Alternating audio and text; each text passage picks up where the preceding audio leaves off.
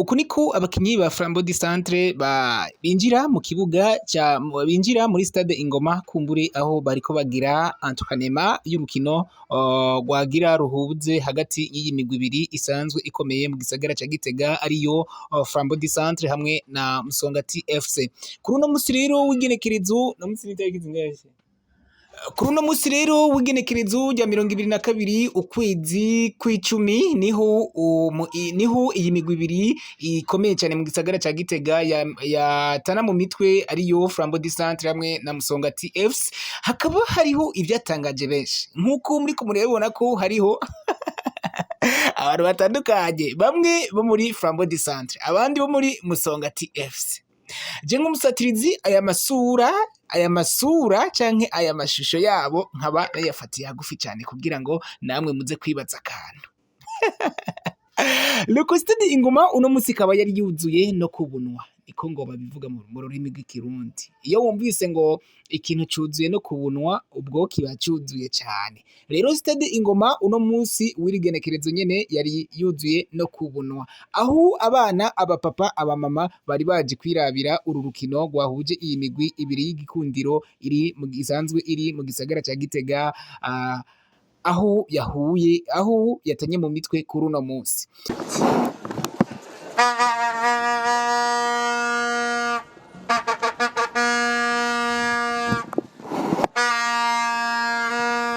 Abafana ba Flambeau du Centre batanguye bariyereka barabyina hariya anye. Je nk'umusatirizi nari nibaza ati eske mbega abafana ba Musongati bo bari mu gihe nari maze umwanya utari muto mbona abafana ba Flambeau du Centre aribo bariko barabica bigacika muri stade Ingoma. Haize akanya nagiye mbona abafana isinzi, abafana aho ari abafana ba Musongati FC aho